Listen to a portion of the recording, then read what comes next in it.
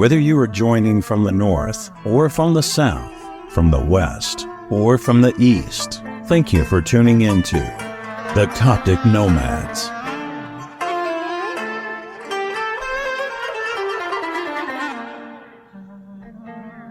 Good morning, good afternoon, or good evening. In whichever time zone you're located, thank you for tuning in.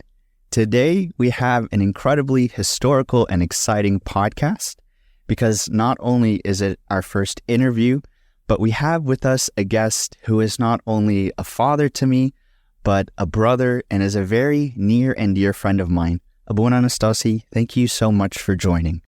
Thank you for having me. And God bless this new podcast for the glory of His holy name.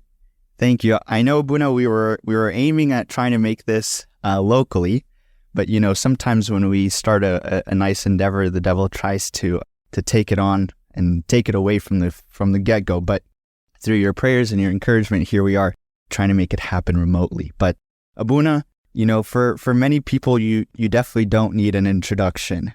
A lot of people you are very near and dear to, and just like I feel so special with you, a lot of people who are listening probably also feel very special and near to you. But do you mind just giving us a brief timeline, just helping us to get to know you, for those who don't, of how your journey started and how you ended up living in New York today?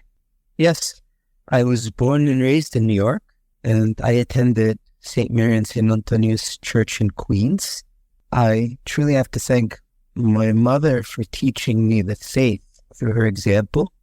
And I want to mention the clergyman of the church that greatly influenced my life, Father Yohanna Tedros Girgis of blessed memory, who was a man of prayer and encouraged and often attended daily Tazbahah. And Abuna taught us how really to respect and revere the church. And Father Antonius Macarius, may God preserve his life, he is one who really loves his children. And this church has always had many active and inspiring servants and a vibrant youth group. So this influenced my life a lot. I went to Catholic schools from kindergarten to grade 12, and I even graduated from Catholic University. So weekdays and weekends, I was always in a good Christian atmosphere. And this contributed to my decision to the path of monasticism. And by the way, today is the feast day of St. Antony the Great. Happy feast, Abuna. Happy feast, George. And I lived at St. Anthony's Monastery. I began visiting that monastery when I was 15 years old. And every summer and winter break, I would go until finally I felt it was home. His Grace Bishop Karas of blessed memory, he was the late bishop and abbot of the monastery. He was more like an angel than a man. I've heard a lot about how saintly he was. Yes, His Grace was truly a nomadic monk and bishop. He always had sparkling eyes that fixated on heaven. After His Grace departed, I visited, then had the privilege of living at St. Bishoy's Monastery, at the papal residence of His Holiness Pope Shenouda III, the great among the patriarchs. And without any planning on my part, I found myself under the care and guidance of two holy fathers, who I believe are pillars of the 20th and the first 2 decades of the 21st century. His Holiness Pope Shenouda III, and also His Grace Bishop Saramon, the Bishop and Abbot of St. Bishoy Monastery of blessed memory. And I was ordained a priest in November 2003 and began my service in Honolulu. The congregation in Hawaii was small and felt like a large family. And then in 2006, I was called by His Holiness to lead St. Antony Monastery. And I remained there till His Holiness departed, and His Holiness Pope Shenouda III ordered the monastery to become part of the Diocese of Los Angeles under the care of His Eminence Metropolitan Seraphim. During the period that I was at the monastery from November, actually it was April of 2006 until 2013, I learned how to be an administrator, how to build the church, how to lead people. And this is the period of my life that I consider was the most challenging, yet the most blessed, because it taught me many lessons in life and prepared me to be a nomad in this world. Then I began my service in Hawaii again, and it led me to Los Angeles for the LA Diocese mission, and then I was called back to New York, so full circle. Back where you started, huh? Back where I started, but I never expected that, but God does things to us that, we don't expect, but better than we expect. Absolutely, Abuna. And I've gotten to experience that firsthand alongside you. And just like you spoke, Abuna, about all the pillars and the giants basically in our church that you were standing in between and helping raise you, I want to kind of highlight where that also was reflective in my life. So back when Abuna, like Abuna described, he spent some time in the monastery. So he is a monk. And during his time in the monastery, this was, I don't know, Abuna, I think we've calculated, we've known each other for maybe over 17 years at least. And that all started back when you were at the monastery, learning to run the monastery. My family, just like you did, my family also took me to the monastery in California during our school breaks. Now, you're calling, it might be a little bit different than mine in monasticism, but I definitely thought back then that was going to be from me, just as much as I saw how beautiful it was in your life, Abuna. But I spent many years coming to the monastery as a child and tried to spend, periods of retreats there where I would be cared by you and nurtured by you and discipled by you. That happened for many years until, just like all of us who are living in the world, life kind of continued to take me on, and I went to middle school and high school. And it was during high school, Abuna, if you remember that, we had a very special event that happened in our diocese. It was our church at the time, but our church and the surrounding regions were getting kind of swallowed up into a diocese, and then the Coptic Church across the world were broken up into jurisdictions, and those jurisdictions are headed by bishops. And so when a bishop is enthroned to a diocese, there's this big event. And so we had this kind of big event where we had a lot of men in black robes and the iconic Coptic bonnets known as kolinsoas. And all of that kind of triggered in me a reminder of the relationship I had with Abuna that kind of went dormant for a few years. And that was no coincidence, because I definitely reached out to Abuna in typical Fr.Anastasi fashion. He extended an invitation for me to come and live in Hawaii alongside with him, because that's where he was being relocated, and to serve with him because I had intentions of wanting to serve during a gap period. And what was supposed to be 6 months ended up being 1 year, and a lot of people were scared. They thought I would go to Hawaii and live that beach life and never want to come back, but there was much more to my life there, and I felt like there was so much more that I wanted to learn from Abuna and to gain. And I know I would never regret it. And till this day, there's not a day, Abuna, that doesn't go by where in one way or the other, the lessons that I've learned aren't impacting the day-to-day life decisions that I'm making and the interactions and the spirit that I have about living this kind of nomadic and dedicated life to God. So, Abuna, for sure, I need to thank you so much for that. If I there's no amount of things that will be given to that life that I got to taste with you. So thank you a lot, Abuna, for that time. Thank God for the time that you spent with me. And I look forward to seeing what God continues to do in our lives. Who knows? Yep, absolutely. Who knows? Abuna, while we're diving into this topic here on service, obviously service has shaped your life, and that has inspired others like myself to live a life of service. I think before we even understand how you got to the point of answering yes to every call that you've been given to, you've shown that it's so easy for you to say yes to going left or right or straight or whichever direction you move. But before you even got to that, how did you know, Abuna? Where did you find the conviction in your heart to understand what your calling was. A lot of us might have difficulty kind of even deciphering that. Do you have any maybe bits of information to help us with that? Yes. When I joined the monastery, I thought that I would just stay there for the rest of my life. But I think what brought me into reality was the sickness and departure of Bakaras.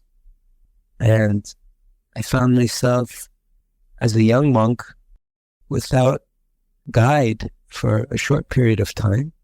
And it led me to visit the monasteries in Egypt.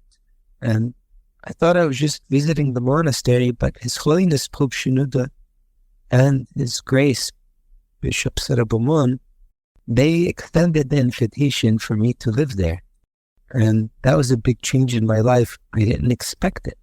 And then, of course, I served in Hawaii in the parish. I was called to the service there. And then His Holiness wanted me to lead the monastery. So I, of course, learned to say yes. And of course, whatever His Holiness wanted, I felt this was from God and I had to do. And I thought that that would be my calling in life, to lead St. Antony Monastery. But actually, it was one prerequisite for what God was guiding me towards. And that was the Hawaiian mission. And then I was called by His Eminence to serve the LA Diocese mission. So that means I had to leave Hawaii. Yeah. And that's where you established Dome after that period, right, Abuna, in LA? Yes. But saying yes to all these things allowed me to have more experience.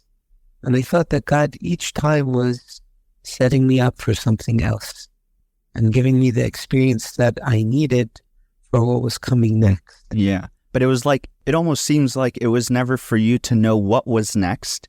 It was just a matter of you saying yes. And while that might have looked like the end picture or the full picture, it was really just a reflection of a smaller chapter kind of building to the bigger thing. And that just continuously happens, huh? Of course. Yeah. There's always going to be change. And this change will happen until, by God's mercy and grace, we're called to heaven with our glorified bodies. These changes keep happening in our lives. Yeah. And it's all very good. It reminds me of Buna. I remember, actually, this was my first psychology class in Hawaii while I was trying to just continue school. So, I give everyone the satisfaction of mind that I wasn't just going to leave everything. But I remember my first class, it was like the first day, the first opening line of what the professor was saying was, there's 2 guarantees in life. The first one I thought I already knew, which is death. We all know that there's always going to be death.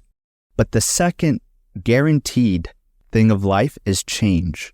So death and change kind of go hand in hand, that those are the 2 things we can hold on to without a shadow of a doubt in the continuation of our life. And it seems to be, and God give you long life, but it seems to be the second thing is what's been very true for you so far. Well, this knowledge of change and death can help us live in this world, but not of this world. You're speaking music to my ears, Abuna. Thank you, George. Yeah, Abuna, and that's really what this whole podcast and space exemplifies, is learning to continue understanding this calling, but simultaneously not being of the world. So, Abuna, can you maybe highlight a time that you've had to balance in your service? Maybe, was it ever, you said yes to a lot of things, but was it ever challenging where you started to become tied to something and you had to let go of it? Was that ever a challenge for you? Of course, especially the period of leading St. Antony Monastery, because I thought that that's where I was going to stay. But I learned that not to be attached. And as a monk, you shouldn't be attached anyway. I left, my family and my friends and my life in New York when I went to the monastery. And I thought that it would be easy to keep doing that, but sometimes it's hard. The beauty of, the nature in Hawaii. When I was called to go serve in Los Angeles, I thought that, I'm leaving it and I miss it. But there's beauty everywhere. And then, coming back to New York, of course, the culture in New York is very different than it is in Hawaii and than it is at the monastery. So I usually try to be fully present to wherever I am.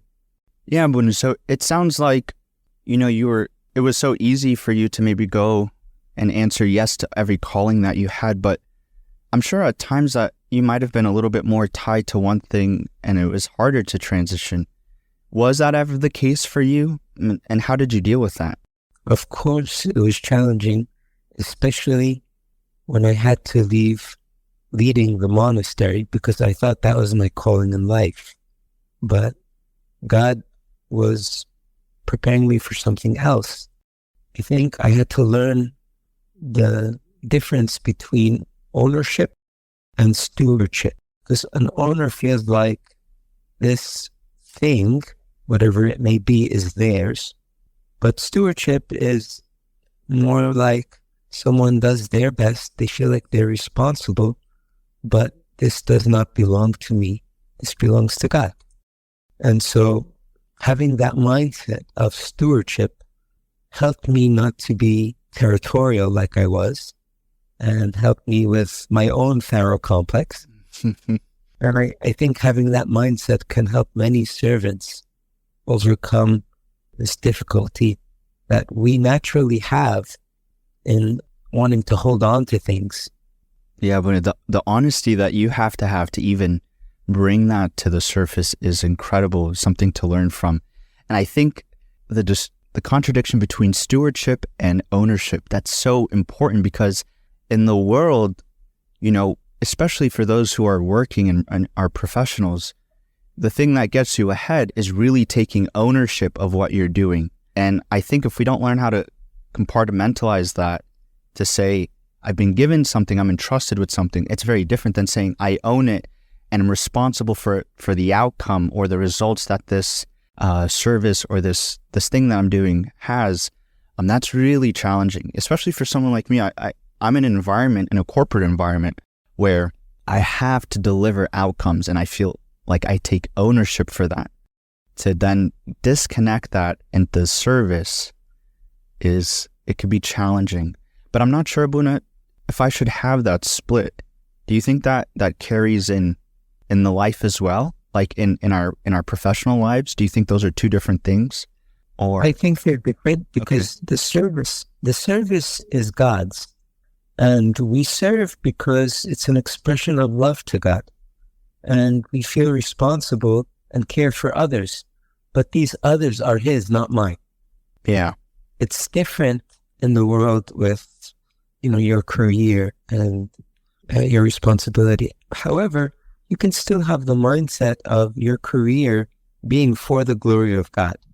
And if you have that mindset, you'll be able to also move on to other things and to new things, because that can be difficult as well.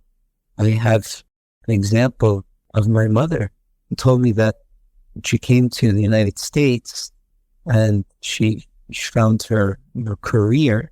Every few years, they wanted to put her somewhere new. And in the beginning, it was difficult for her.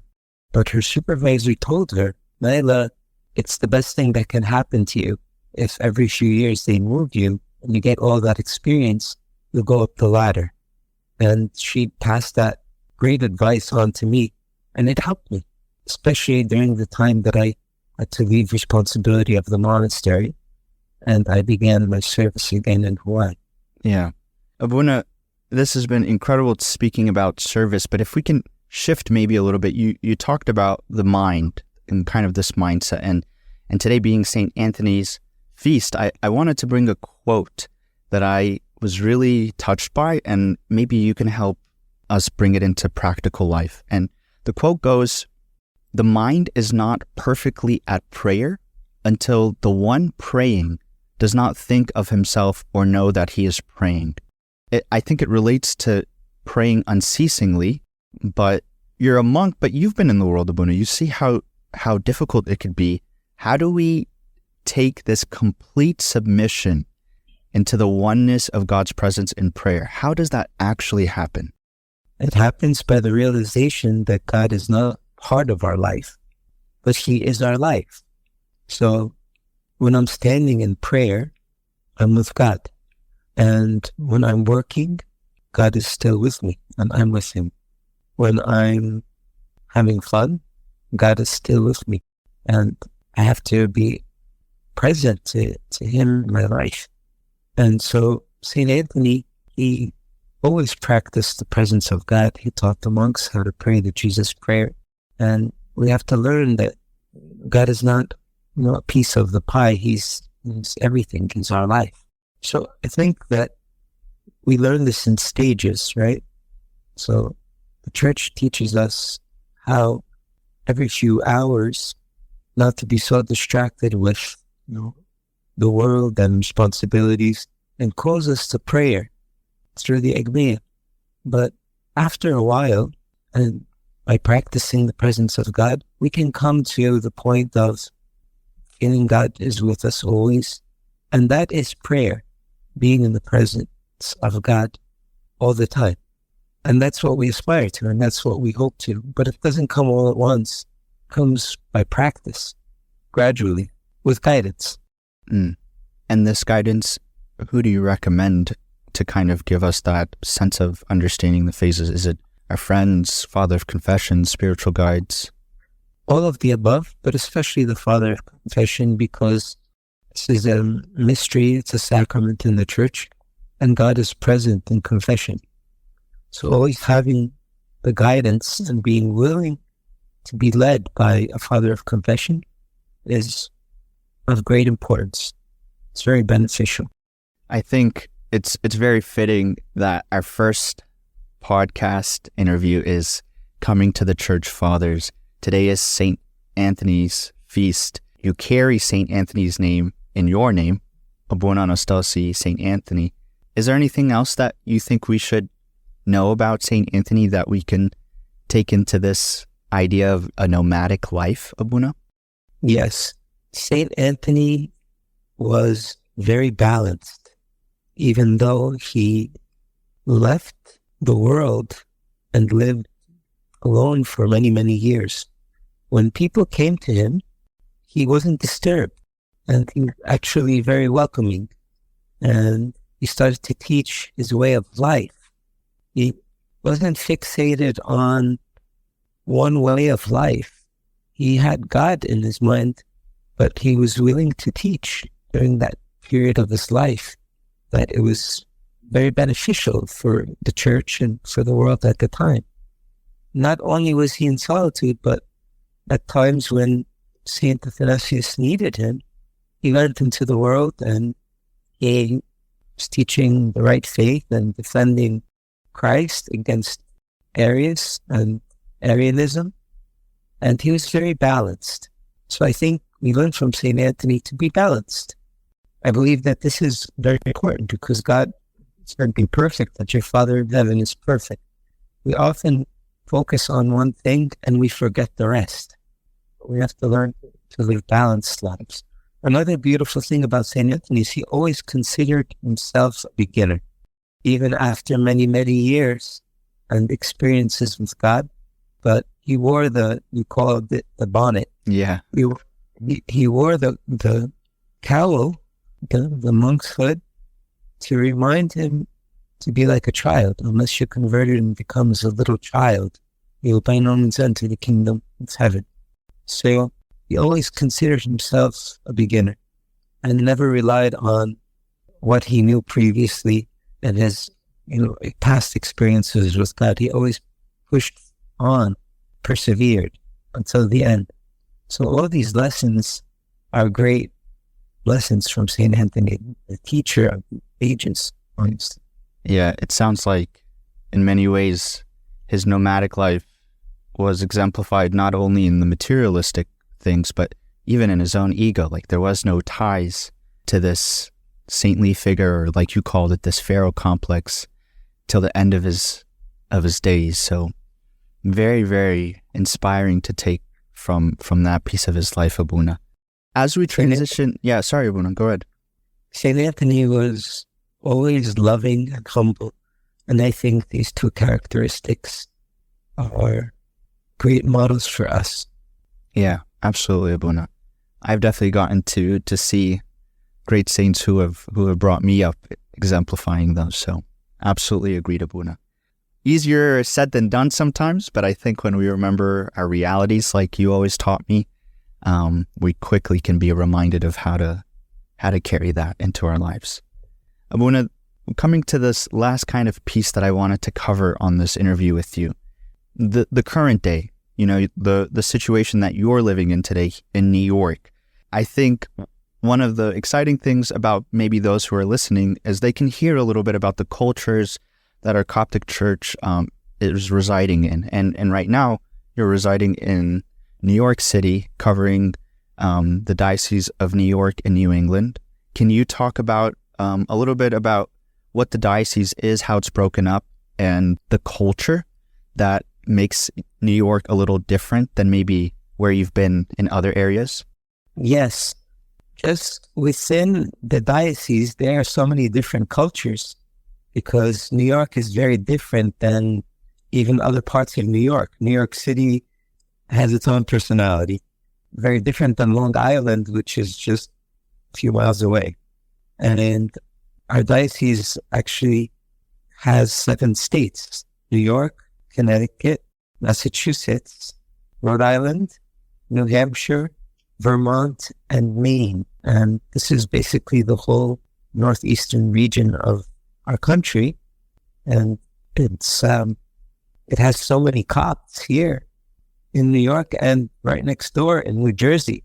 We have, I think, a huge percentage of Copts. I would say probably at least 30% of all the Copts in our country live in this general region. A lot of people here, and it's very different than the culture or even of the Coptic community in Hawaii, for example, which is, just some families. And what's unique about here is that New York itself is like a melting pot of all different cultures. You have, of course, a lot of Italians, a lot of Spanish, a lot of Asian, people from all places in life, all walks of life are here in New York. I hear there's a little area called like Little Egypt. Is that true? In New York, there's Little Egypt, there's Little Italy. Of course, Chinatown is probably almost as big as China. Maybe I'm exaggerating a little. But here we have such an opportunity for so many different types of people to learn the church and to actually become part of the church. And my service here is for the youth, but it's also for outreach and mission work. So how can we bring this church, our faith, our most precious faith, to the different people that might not know it? A lot of people don't know about Orthodoxy, but it's starting to become known. A lot of people know Greek Orthodox. And sometimes when I walk in the street, they say, "Father, are you Greek Orthodox?" Some people also know that we're Coptic, but not as many people know as they should know. Yeah. That's why and it's exciting to see when it is recognized, it's become a little bit more part of the conversation. I think that really spiked after the martyrs of Libya, the 21 martyrs of Libya. But even our presence, I think, is continuing to become more integrated into the societies that we live in. And Abuna, that's why this is really important to us, because I feel like our families, first generation families who took the incredible risk and of leaving everything behind and coming across the ocean and coming to a land that was completely foreign to them, they probably had no association to.